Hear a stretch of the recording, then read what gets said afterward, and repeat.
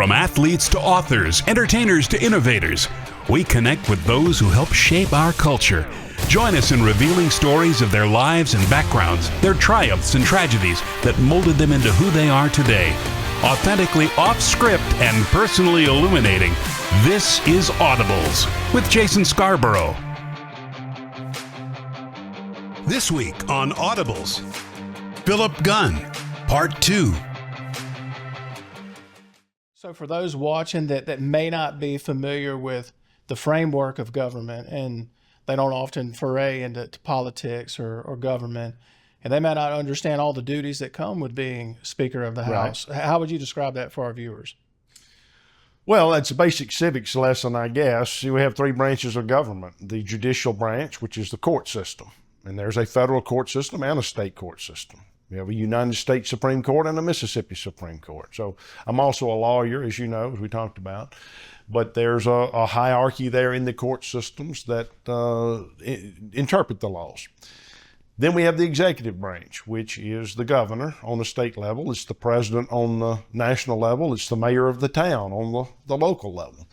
And then you've got the legislative branch. And in Washington, you've got the House and the Senate. State legislature, you've got House and the Senate. And in the city, you've got what you call your Board of Aldermen or your City Council. So those are our three branches of government. In Washington, you have the United States Senate, which is led by the Vice President of the United States. In the Congress, you have the Speaker of the House. Well, that same model is what we use here in Mississippi. In Mississippi, the Lieutenant Governor presides over the Senate, and the Speaker of the House presides over the House. In Mississippi, we perform the exact same functions, and we are paid the exact same amount of money. I tell people all the time, the Lieutenant Governor and the Speaker do the exact same thing. There is but one difference. The Speaker of the House is elected by the members of the body, and the Lieutenant Governor is elected by popular vote. So when people go to the polls, they get to vote on the President and the Vice President of the United States, or they get to vote on the Governor and the Lieutenant Governor. They don't get to vote on the Speaker. The members of the body elect the Speaker. So I was honored and privileged in 2012 to be elected by my colleagues to be their Speaker. It's a tremendous honor and tremendous responsibility that comes with that. You have to kind of understand how laws are made. I'm a firm believer that our founding fathers did not want a strong central government. They had just come out of England where they had a king and had one guy, a monarchy, who declared everything. They didn't like that. They recognized the need for government, but they did not want the government to have a great say in their lives, taking away their freedoms. The more government you have, the less freedom that you have. So they created initially a very weak central government. In fact, it wasn't even able to do anything, and they had to come back to the table and create another form of government, which gave the central government a little more authority. But they wanted the power to reside within the states. They wanted the states to be more independent. This is why we have a very difficult process for passing laws, but a very easy process for killing bills, stopping laws from passing. But in our legislature, a bill starts when a legislator comes in with an idea. They draft up the bill. The bill is sent to the Speaker. The Speaker then decides where that bill should go. We have 33 committees in the House. They don't have that many in the Senate, but they got 15 or 20 in the Senate. The Speaker and or the Lieutenant Governor, as the case may be, assigns that bill to a committee depending on the subject matter. So if it's an education bill, I send it to the Education Committee. If it's a transportation bill, I send it to the Transportation Committee, so on and so forth. The committee then considers the bill. If they like it, they pass it out to the full House for consideration. If it passes the House, then it goes over to the Senate, where it has to go through the committee process again and pass the Senate floor. If they change it in any way, it has to come back over to the House for what we call concurrence or non-concurrence, which means we agree with the changes or we don't. If we agree with the changes, then we send it to the governor. If we don't agree, then they send the bill to conference, and we have to hammer out the differences and come to negotiate and try to come to an agreement. Then the bill goes to the governor. So as you can see, there's a lot of hurdles that a bill has to jump over to become law. It's got to, and if you assign it to two committees, which the Speaker can do, then it's got to go through two committees before it comes out. There's a lot of hurdles that a bill has to get over. But One person can kill a bill by raising a point of order on the House floor. A chairman can kill a bill. If he doesn't like it, he can just stick it in his pocket. The speaker or the lieutenant governor can kill a bill. The governor can veto a bill. So there's a lot of ways to stop a bill from becoming a law, and it's very hard to get a law passed. But as Speaker, it was my responsibility and privilege to name the chairman of the committees. So I got to pick the chairman of education, the chairman of transportation, the chairman of agriculture, so on and so forth. And obviously, as a Republican, I'm going to pick people who share my political views, my values. We talked about this before the break. I want people who are going to implement conservative policies, who are conservative in their understanding of government, and who are going to lean conservative in what they're going to do. So that's the kind of people I'm going to pick to be the chairman of the committees. I also get to assign every member to committees. So every member will have 5 or 6 committees that they serve on. I get to make those decisions as to which committee every member in the House gets to serve on. I also get to decide every committee that a bill is assigned to. So the Speaker and the Lieutenant Governor both have tremendous power in the state of Mississippi. I get to pick the chairman, I get to pick the people who are on the committees, I get to assign the bills to the committees. How were you able to, you had so many different personalities on both sides of the aisle, so how were you able to balance the diverse interests, personalities, not just within your own party, but on the other side of the aisle? Well, it's very difficult because in the House, we have 122 members. That's 122 opinions about what we ought to be doing, 122 ideas about what we ought to be doing. And on the other end of the building, you got 52 senators plus a lieutenant governor. That's 53 people over there who also have opinions and ideas about what you're going to be doing. So it is a very difficult thing to do. I have more Republicans in the House than they've even got senators on the other ends of the building. Right now they have 79 Republicans in the House. They've only got 52 total senators down there. So we have more Republicans in the House than we got senators on the other end. That's 79 different opinions about what conservative policy ought to be and which direction we ought to go. I believe the biggest success, the biggest way to handle that is to have a relationship with all of them. You've got to spend time getting to know them, letting them get to know you, trusting you that you're not out for some selfish personal gain, but you're trying to do what's best for the state and or best for them. I worked hard to try to just be a friend to all of them. That doesn't mean we're going to agree on every issue, but I was able to call on them from time to time and say, hey, we got to do this. This is the right thing to do. There's a number of issues that we passed that I firmly believe only resulted because they trusted the direction that I was trying to take the state, and they thought this is the right thing to do. But if you don't ever spend time with them and you don't ever act interested in what they're doing or their lives, they're just not going to respect you. Don't go anywhere. Audibles returns in a moment here on the Spirit Media Network. Hi, I'm Erica Bedwell, the Director of Rehab at Covington County Hospital. The Centers for Medicare and Medicaid Services says you have a right to choose the swing bed program that's right for your loved ones. Our patients experience a comforting, supportive, and healing environment in large private rooms. Our swing bed staff is highly skilled and includes board-certified physicians, practitioners, and experienced nursing staff, all working alongside physical, occupational, and speech therapist staff to return your loved ones to the quality of life they deserve. At Atmos Energy, we believe affordable, reliable, and efficient natural gas is essential to achieving a low-carbon energy future. We're committed to helping protect the environment by providing smart choice solutions to help customers reduce energy use and lower their carbon footprint. Get a rebate up to $600 off qualifying high-efficiency natural gas appliances, smart thermostats, and weatherization upgrades. Together, we're fueling our energy future. Atmos Energy, your natural gas company. Mississippi's farmers love what they do, producing food and products for you and your family to enjoy. But we know this land is not just ours, it's yours too. That's why our farmers maintain this soil, keeping it rich and bountiful. We are sustaining this land so it will be useful to feeding generations to come. Donate at farmfamiliesms.org to help us spread the word, or find us on Facebook. The Farm Families of Mississippi, our work fuels the world. Family owned and operated since 1986, Lakeside Molding has become the trusted source of architectural products throughout the South. They offer fine interior architectural moldings, custom millwork, and cabinet doors designed and handcrafted in Flowwood. Their showroom on Lakeland Drive is stocked with today's most sought-after interior details, including corbels, post, fireplace mantles, bath vanities, mirrors, and much more. Tim Shoemaker and his staff work closely to meet client needs for new construction, restoration, and remodeling projects. Lakeside Molding, where details make the difference.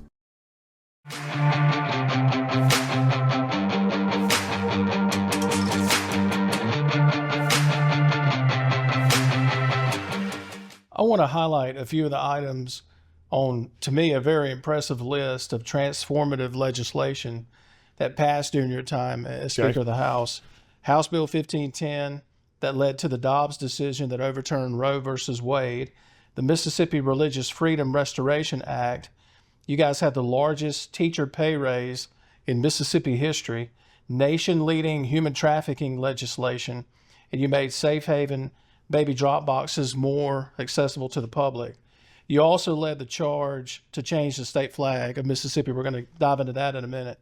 That was a historical moment, to say the very least. I know you're proud of all those that we just highlighted. There's so many more to cover, but of those we mentioned, I know it's hard to rank them, but is there one that you would say, hey, that's number one for me? House Bill 1510, yeah, I think has got to be at the top of the list. Yeah. That overturned Roe versus Wade. I told my caucus, y'all will never do anything bigger in your political lives than overturning Roe versus Wade. That made not only national history, it made international history. And it all started in room 113 of the Mississippi State Capitol in the Republican caucus meeting. We are a very conservative state. We enjoy the benefits of living in a state where the overwhelming majority of people believe in the sanctity of human life. They believe that that child in the womb is a human being and is entitled, therefore, to certain protections under the law, one of which is not being murdered. We enjoy that here in Mississippi. There's an umbrella of a pro-life atmosphere here. So when we took over in 2012, we immediately set out to start passing laws. And I have to stop and give Andy Gibson, my chairman of Judd B at that time, tremendous credit, because he was one of the soldiers out front, leading that charge. We passed, I don't know, probably 3 or 4 different bills to protect the lives of the unborn. One said you can't perform an abortion after 20 weeks. One said if you're going to be a doctor performing abortions, you've got to have admitting privileges in Mississippi. One said you can't perform an abortion after a heartbeat is detected. Well, every time one of these bills comes to the floor, there's tremendous debate. You can imagine there's great emotion tied up into such a bill. The Democrats, particularly some of the Democrats, were adamantly opposed to it. It always resulted in a 2 or 3 hour debate on the floor. A lot of hurt feelings, a lot of political capital would be spent. And every time we'd pass one of those bills, they would be immediately struck down by the Fifth Circuit. The day we passed a bill, an injunction would be entered, it'd go into the federal court system, they would enter the injunction, stop the implementation of the bill, go to the Fifth Circuit would hold it up, and it'd just go nowhere. Well, after 3 or 4 times of doing that, you kind of get political fatigue. And so in 2018, Andy came to me and he said, I want to bring forward another one that says we're going to do a 15-week abortion ban. Well, some of my House members were growing tired of that. They were like, it's not going to go anywhere. The Supreme Court composition has not changed. They're still inclined to uphold Roe versus Wade. If we pass this law, they're just going to strike it down. We're going to spend a lot of political capital on the House floor. Hurt feelings are going to happen. It's just not worth it. We've already established that we are a pro-life state. We don't have to pass this bill again. Those are some of the attitudes toward why are we doing this again? But as I told Andy, I said, we got to keep fighting the good fight. We can't give up on this. The unborn, lives of the unborn are depending upon us, being their voice. And a verse of scripture came to mind, Galatians 6:9. It says, do not grow weary of doing good, because in due season we will reap if we do not give up. And I use that kind of as a motivation to encourage the caucus to say, we got to keep fighting the good fight. In due season, there will be a payoff if we do not give up. So we had that discussion in room 113 of the state capitol. All the caucus agreed to come on board and let's do this again. So we passed House Bill 1510. Sure enough, immediately struck down, immediately went to the Fifth Circuit. But little did we know that in 2022, the composition of the Supreme Court would change. Donald Trump was president. He named Amy Coney Barrett and Brett Kavanaugh and one other one I can't remember right now, all of whom were very much pro-life individuals. And the composition of the court changed. And they took House Bill 1510 up on appeal. A lot of people don't know this, but the Supreme Court doesn't have to take anything they don't want to take. It's not an automatic appeal to the Supreme Court. But they took it up on certiorari is what they call it. And sure enough, they overturned Roe versus Wade. And it is no longer the law of the land. Now, we have to be very clear here. They did not outlaw abortion with that.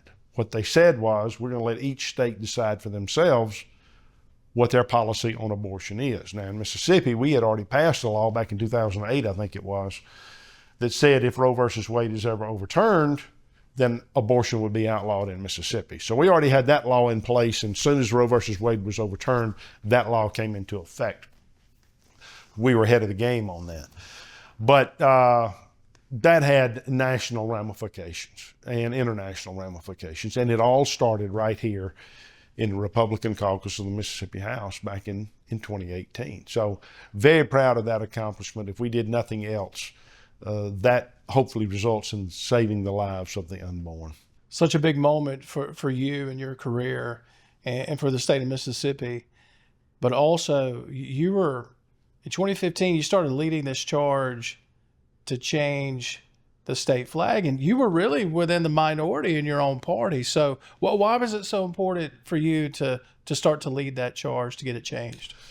Well, if those who were around way back in 2001 will remember, we had a vote on whether or not to adopt a new state flag. And I even voted back then to change the flag.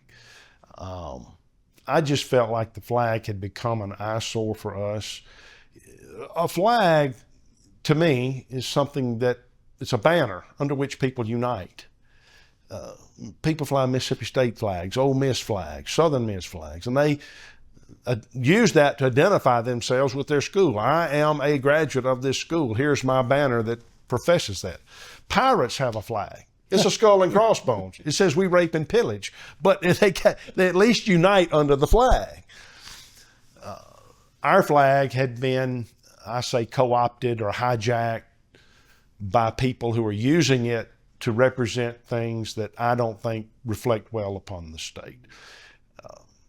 Heck, when I grew up in Mississippi, I did not see it as a sign of offense. It didn't bother me. I think most people didn't see the Confederate battle flag as a sign of offense. But over the years, we see people who have taken it and held it up to represent the racism and the hatred that they have in their heart. And it's just been hijacked. Now, I'm no history expert, but you look at the swastika. I think if you research or Google the swastika, you'll see that it was from like the 1400s that by the Chinese or the Aztecs or somebody that represented peace and enlightenment. Well, as I understand it, Hitler took the swastika and flipped it around and used it to represent the hatred that he had in his heart. Now, one of the people I talked to said they were not a racist, they just loved history. And my chief of staff at the time said, when is the last time you drove by a mobile home and saw a Confederate flag flying in the yard and thought to yourself, there lives a great historian? He said, you don't think that. You think that person is continuing to promote, a belief that doesn't represent who we are as a state. And that flag did not unite Mississippi. Our African-American brothers and sisters did not feel unity under that flag. So those are, and that's just not my opinion. You saw it with the Marine Corps took it down. Let me back up. So much of this resulted from different events that happened around the country whereby people were shooting, doing shootings or doing racially motivated things and using the flag to represent that hatred. And it goes back to the swastika. Go fly a swastika in your yard today and tell people it represents peace and enlightenment. They're not going to believe you because it's been co-opted, hijacked to represent something else. I felt like that flag was moving us in that direction. And I wasn't the only one. The Marine Corps voted to take it down.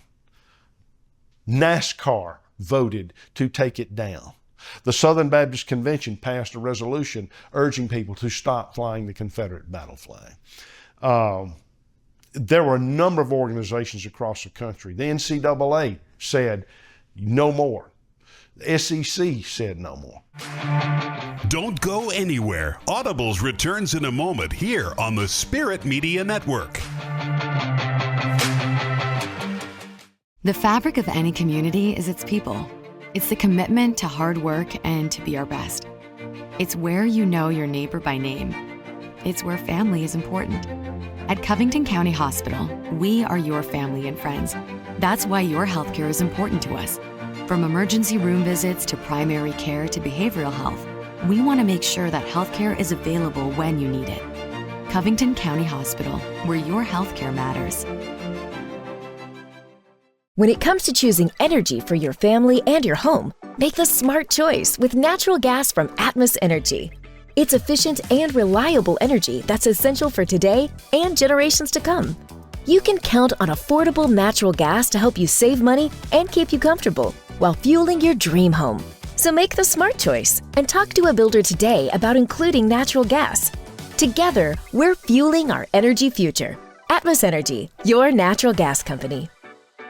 Family owned and operated since 1986, Lakeside Molding has become the trusted source of architectural products throughout the South. They offer fine interior architectural moldings, custom millwork, and cabinet doors designed and handcrafted in Flowwood. Their showroom on Lakeland Drive is stocked with today's most sought-after interior details, including corbels, post, fireplace mantles, bath vanities, mirrors, and much more. Tim Shoemaker and his staff work closely to meet client needs for new construction, restoration, and remodeling projects. Lakeside Molding, where details make the difference. 100 years ago, there were a lot more of us. Today, we're using the latest technology to make sure not one seed, not one drop of water, not 1 inch of this farm goes to waste. We want to be here for the next generation of Mississippians, ours and yours. Donate at farmfamiliesms.org to help us spread the word, or find us on Facebook. The Farm Families of Mississippi, our work fuels the world. We look forward to a new flag that will recognize our trust in God who brought us to this very moment here today. A new flag that takes the best of our traditions and moves them into the future. A new flag that lives up to our pledge for liberty and justice for all. A new flag that Mississippians can be proud of. This is not an end, but it is a beginning.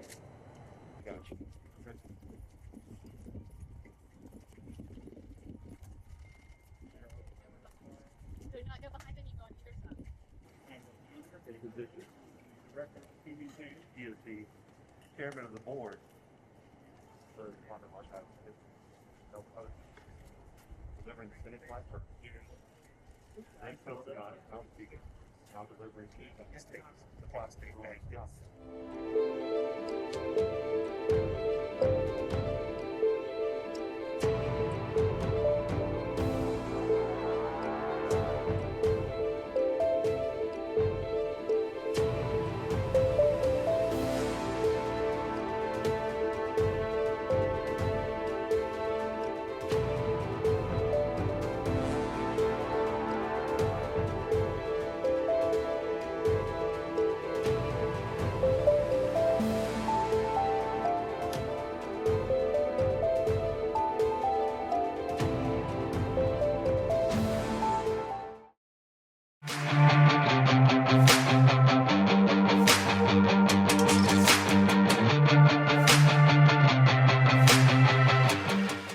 It just was moving in that direction. And then you had the shooting in Charleston, South Carolina, where the young man went in and killed 9 African Americans and then wrapped himself in the Confederate battle flag. And that day, South Carolina legislature voted to take it down. They had been flying it on the Capitol grounds, and they said, no more. We're not going to let that represent what we stand for.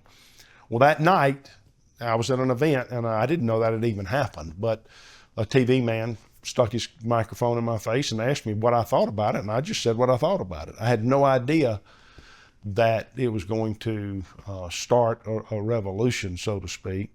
And I just said, I think it's time for us to, it's a point of offense, and it's for many, and it doesn't help the image of our state, and I think we need to have a conversation about changing it. And that's what started, but it took 5 years for that, because I think people were scared to get out front on that. They were scared to take a stand on it. And from a political standpoint, it probably was not a smart thing to do. But I've never held myself out as a great politician. I don't want to be known as a great politician. I just want to be known as a guy who operates on his convictions and does what he thinks is right. And that's what I did. My wife called me. I was coming home. It was in North Mississippi, and I was driving home that night. She said, what have you done? I said, I don't know. What do you mean? And she said, well, I've already received calls from CNN and Fox News and the Rachel Maddow show and CBS and all these other people. They call in the house wanting to know, why you're in favor of changing the flag. And it just kind of swept across the country that we were the last state to have that image on our flag. And every time something happened across the country that was racially motivated, we became the target of discussion with our flag. We're the only ones that still has this flag, this emblem on our flag. I just felt like we are a better state. My motivation was more spiritually motivated. I don't think it's consistent to read scripture and talk about the love of Christ and how Jesus loves you and then wear that flag on your t-shirt while you're trying to witness to somebody. I just felt like, for me, it was spiritually motivated. But for others, it was economically motivated. I talked to economic developers all around the state who said, it is an obstacle we have to overcome to attract jobs in industry. We're having a difficult time. People don't want to put us on the radar screen because of it. And I've got anecdotes I could tell that I won't for the sake of time, but real life stories of where these changing of the flag has opened the door for people to come to our state. They're now doing business with people, whereas before we were not being considered. So all those things was kind of what happened back in 2015. And then, it took 5 years before it was really the George Floyd incident in Minnesota, I think is where that happened, that put it back on the front burner again. And that 3 weeks between when he was killed and when we changed the flag, a lot of things happened to move us in that direction during that 3 weeks. Despite all the reasons to change it, the good reasons that you've mentioned, you received a lot of backlash and even threats, text. I did. Email. And again, you're the minority in your own party. So you're kind of fighting the fight by yourself in a lot of ways. So was there ever a moment where you said, you know what, I got to abandon this thing just for the sake of, you had the Clinton Police Department looking out for your neighborhood and house and saying, hey, just keep a watch for me here. Yeah, that night when I made that statement, I did receive quite a bit of ugly texts and emails and threats and whatnot. But I also got a tremendous outpouring of support as well. So there was much more, I'd say 3-1 in favor of what I had said versus against what I had said about changing the flag. But it only takes one, misguided person to do something not smart, and I just didn't know what was going to happen. So that night I did. That's the only night I've ever asked them to look out for me. And I said, just drive by every 30 minutes, make sure everything's okay. So, nothing ever happened. Nothing ever happened, and I'm grateful for that. I think the most affirming thing was the vote that took place in 2020 when we did take down the old flag and implement the new flag. We put it on the ballot for the people to vote. And I was hoping that we would get, 50%. Just we don't have to keep fighting this fight. And about 3 weeks out, I got a poll that said about 58% of the state supported the changing of the flag. And I thought, well, that's good, but that's not much of a buffer. And then about a week out, I got a poll that said 61% of the people supported changing the flag. And I thought, well, that's better. But the day of the vote, was 73 or 75% of the people of this state voted for the new flag. That was the most affirming thing of the entire ordeal, to say, yes, 3/4 of the people of this state are ready for a new image, a new flag, a new change. And today, it's just not even an issue anymore. Rarely do I have somebody who'll ask me about it. I think it has united our state. I think people are behind it. There are still some of those who are angry about it, but they're in the distinct minority. And the changing of the flag was a great uniting thing for us in this state. So June 28th, 2020 is when the House passed the rhetorical bill to change the flag. I've heard there were lots of tears that day in the Capitol, a lot of applause. 126 years that flag had flown, and you were the one that led the charge to get it changed. Take me back to that moment for you. I know you like to deflect praise to the team and to the party and things like that, but take me back to that moment for you after the threats that we just talked, all that kind of stuff. There's a lot. It's really worthy of an episode in and of itself, all the things that you had to go through to get to June 28, 2020. But take me back to that moment for you. Tremendous relief, tremendous sense of accomplishment. It's been a long time coming. It's been 5 years. It was almost 5 years to the day. On June 22nd, 2015 is when I made my statement that I felt like it was time for us to change the flag. June 28, 2020 is the day we did it. So it was almost five days almost to the day, other than, 5 days over. That's how long it had been. And so, for 5 years, there were continued questions to me about, from both sides, the media wouldn't let it go. When are you going to change the flag? When are you going to change the flag? And people who were not for the change were like, you better let that go. We need to let it go. So you're still in the turmoil during that 5-year period of time. You're getting it from both sides. I tell this to people all the time, anytime you operate on legislation, you got to have the votes. Everything we do operates on votes. Mm-hmm. I don't care how great and grand and wonderful your idea is. If you ain't got the votes to do it, it ain't going anywhere. We can't pass Mother's Day without 62 votes. That's a wonderful idea. Everybody's for Mother's Day, but if I don't have 62 votes in favor of Mother's Day, we're not going to pass Mother's Day. So to change the flag, you had to have 62 votes. But because of the point where we were in the session, the deadline for introducing a bill had already passed. Mm-hmm.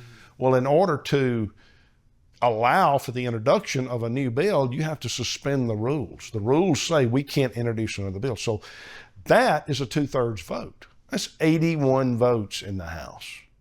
So I just didn't need 62 votes. I needed 81 votes to even get the bill to the floor.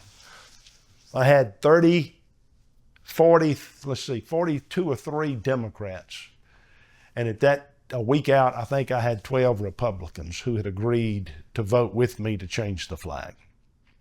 That totals about 56. I think I had 56 votes. Well, we were 6 votes shy of changing the flag, but we were almost 30 votes shy, 25 votes shy of even having the opportunity to bring a bill to the floor. So I began, talking to my members, and I said, I need your vote on 2 things. I need you to vote to suspend the rules so that we can introduce a bill, and then I need for you to vote for the bill. And so many of them just said, I can't do that. It's just political suicide. My people are not for this. It's going to be tough. And they just didn't have the courage to do it. But over that last week, hearts began to change, and I credit it all to God. People say that I did it. Hey, the speaker can turn a few votes, but he can't turn 36. I had 12 votes, 12 Republicans a week out. The day of the vote, I had 48. So 36 men changed their minds from the no column to the yes column. Wow. In a week's time. Only God could do something like that. Only God could change that many hearts. And people say, well, what made the difference? What caused them? Were they scared about losing sporting events? The NCAA said they wasn't going to host anything in Mississippi. Was it the Baptist Convention, the Presbyterians, or was it, the college presidents who came and called for it? What was the moment the triggering event that caused these guys to change their hearts. And I say it's their wives and children, because I can tell you a number of anecdotes of men who changed their hearts. Don't go anywhere. Audibles returns in a moment here on the Spirit Media Network. It has often been said that home is where the heart is. It's where hard-working and dedicated people form the fabric of a thriving community. At Covington County Hospital, it's our priority to help keep our community safe, healthy, and moving. With our primary care clinics and services, we are working to keep you healthy, because home is where the heart is. Home is where family matters. Covington County Hospital, where your health care matters. At Atmos Energy, we believe affordable, reliable, and efficient natural gas is essential to achieving a low-carbon energy future. We're committed to helping protect the environment by providing smart choice solutions to help customers reduce energy use and lower their carbon footprint. Get a rebate up to $600 off qualifying high-efficiency natural gas appliances, smart thermostats, and weatherization upgrades. Together, we're fueling our energy future. Atmos Energy, your natural gas company. Hello, I'm Gary Jolly from the Tractor Store in Richland. Now's the best time of the year to save more with Mahindra, and it all starts with zero. Pay zero down and 0% interest up to 60 months. That's more for less on many of Mahindra's best-selling models, with tractors that deliver more lift, capacity, fuel efficiency, and built-in weight. So get zero down, 0% interest for up to 60 months on Mahindra, the world's #1 selling tractor, Mahindra, available at the Tractor Store in Richland. It's no secret, our crops and animals need water to grow. Whether it's growing soybeans, corn, cotton, cows, or chickens, farmers use this natural resource every day, just like you do in your homes and at the office. Our promise is to only use what we need to keep producing what you need. Donate at farmfamiliesms.org to help us spread the word, or find us on Facebook. The Farm Families of Mississippi, our work fuels the world.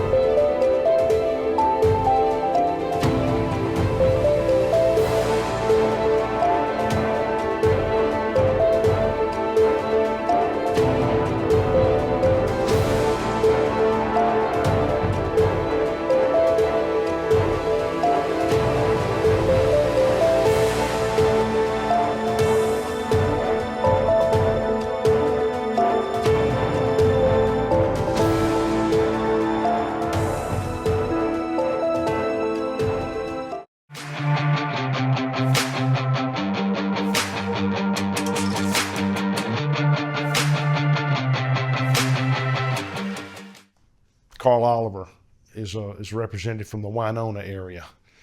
Carl called Jason White on a Saturday before we voted, a week, 7 days out. He said, "How are you voting?" And Jason said, "I'm voting to change the flag." And Carl said, "I'll call you back." And he hung up. 30 minutes later, he called Jason back. He said, "I've been talking to my wife and my daughters." And he said, "I will not always be a legislator, but I will forever be a father and a grandfather. Wow. I cannot disappoint and embarrass my children. I'm voting to change the flag." That is inspirational. That's right powerful. there. Joey Hood from Ackerman, he comes into my office. He starts crying. I said, "What's the problem?" He said, "I got two little sons. They're 9 and 10 years old, and they're watching me. They're watching my example, and I cannot let them down.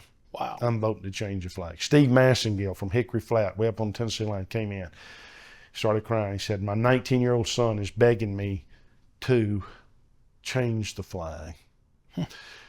Manley Barton, who's now the pro tem, he's from Pascagoula area. Manley said, I can't do it. My people are not for it. I'm not going to do this. That was at 2 o'clock in the afternoon. At 7 o'clock that night, we went to dinner together. He said, I want to talk to you before we go into dinner. I said, okay. He said, I called my wife and I talked to her about all this, and she said, are you going to be able to look at your face in the mirror the day after this vote and be proud of what you've done? Whoa. And he said, I know the answer to that question. I'm just scared. But he said, I'm going to not only vote to suspend the rules, I'm going to vote to change the flag too. I mean, Brent Anderson from Bay St. Louis told me, no, I can't do that. He was a 6-month freshman. He'd been in the legislature 6 months. This is the first tough vote he had. He said, I can't do this. But then he came back later and he said, I've been thinking about it. It's the right thing to do. So not only did he vote to change the flag, he brought his wife and kids up there to watch him punch the button. He wanted his kids to remember the day their daddy voted to change the state flag. Wow. And I got 36 stories like that I could tell of people, Donnie Bell, Donnie Scoggin, Jim Beckett, Richard Bennett, Casey Ure. These are all state legislators. And if I had my list, I could tell you a story behind every one of them. But they come into my office and say, I thought about it over the night, and this is the most important vote I'll make. If it beats me, it beats me, but it's the right thing to do. So when people say, who changed the flag? I say, it's the wives and the children of the members. They weren't moved by the coaches and the NCAA and NASCAR and the Marine Corps and all those other groups that supported this. What moved them from the no column to the yes column was their wives and children. And now, I hope this new flag lasts for another 126 years. But it unifies our state, gives us a great new image, and it was done by people who voted, who had to struggle with what's political and what's right. And they came down on the side of what's right. And that's the kind of people we want to elect to represent us in Washington and in Jackson. People who are going to vote what's right, not what's political. We're tired of people who vote too much political stuff. You decided at the end of your term in 2023 to retire as Speaker of the House. Why did you feel like now was the perfect time to step away from that role? Why did you feel like now is a good time to do that? Well, I've been Speaker for 12 years. At the time I retired, I was the longest serving Speaker in the country. So that gives you a sense of the lifespan of a Speaker. Mm-hmm. I just felt like it was time to maybe take a step away and reevaluate, and probably just a good, the legislature, the House particularly, was in a good spot. I was very proud. You mentioned some of the accomplishments. We're in the best financial shape we've ever been in as a state. The budget is balanced. We're spending our money wisely. We're not overspending. We've accomplished the Roe versus Wade and changing the flag. Human trafficking is another thing that we led the charge on. The bill we passed in Mississippi is being used as a national model. It was just a good point to relish in the accomplishments, but also let some fresh ideas, come in, and also give me time to take a break and reflect. And it's not to say I won't get back in the game. I may. If the Lord opens the door for me to run for further office, I'll certainly welcome that. But I think it's just a good time for me to turn it over to some of the ones. I feel very proud of the condition of the House right now. Highest number of Republicans ever. It was able to help us get to that point. Conservative policies, conservative ideas. We've turned the attitude of the legislature into a new direction, and I'm proud of that fact. I joked with you before the interview, when you get ready to run for governor, remember the little people, right? Well, thank you. You're very kind. I'm flattered remember the by little that. people, right? I appreciate that. So what message do you have for Mississippians who they might feel disconnected from the political spectrum? They might feel disillusioned just with the process of government, period. What would be your message to them? Well, I think that is a true statement. I think most people don't pay attention to what's going on in Washington or Jackson. If it doesn't affect them, they just leave it alone. And I tell people all the time, you don't have to be politically astute. You don't have to understand everything, but you need to be politically aware. The people in Jackson, the people in Washington are making the rules. And if they make the rules you don't like, you're going to be bound by them. Mm-hmm. So I think it's very, particularly in today's time when social media and the access to information is so great, there's no reason why someone can't just hit a button on the computer or their phone and figure out what's going on in Jackson. What are the bills they discussing?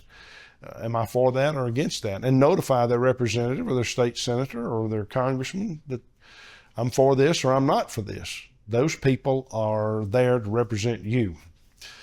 So I just encourage people to be politically aware.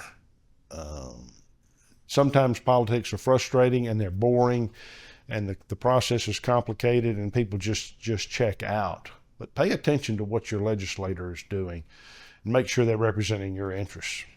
My final question for you. If mom and dad, little sister, they could see everything that you've accomplished in your life and you could have a conversation with them right now, what would that conversation entail? Well, I hope they'd say they were proud of me. Yeah. I hope they would see that I overcame a lot, that tragedy, that see the grace of God play out in my life. I hope they would say that we see that the Lord had his hand upon you. Mm-hmm. The Lord saved you from that wreck. The Lord continued to use you in this life, and I hope they would be proud of what we've been able to accomplish since they died. Your story, the reason I wanted to have you on the show was hearing that story. That's one main reason, and one of the boxes we check off for this show is it inspiring? Is it interesting? Is it informative? You check all three of those boxes, and what you've been able to accomplish despite all odds, early in life being dealt a hand like that, and then to lead some of the most, and author some of the most historical pieces of legislation that this state will ever know. It is a remarkable story, and one that a long time ago, this is actually when you were still Speaker of the House, I said, I've got to see if I can ever get Philip Gunn on the show. I don't know that he'll ever give me a snowball's chance, but I'm going to ask if he'll be on the show. And a shout out to my cousin, Tony Geiger, for kind of helping some of this process along. And thank you for being raw and real with us. I appreciate it. Well, I'm very honored that you would have me, very honored for your comments, very grateful that you allowed me to come on the show. And again, I just have to credit God and credit my faith, the way that he has been able to stay by my side and use me is very humbling to me, and I have to give him all the credit for that. So thank you. I hope we'll get to do part 2 when you decide to come back to politics. Well, good. Thank you. I appreciate that. I appreciate it, Mr. Gunn. Thank you. Absolutely. Thank you very much. Your back's going to be killing you going back to the Delta, right? Where in the Delta are you from? All right. I like Cleveland. We'll do part 2 and let our next governor go home. I'm going to keep saying that. He's not going to return my text anymore. Hit that timer and I'll take off. 3, 2, and 1. Thanks for watching. We'll see you next week for another episode of Audibles with Jason Scarborough.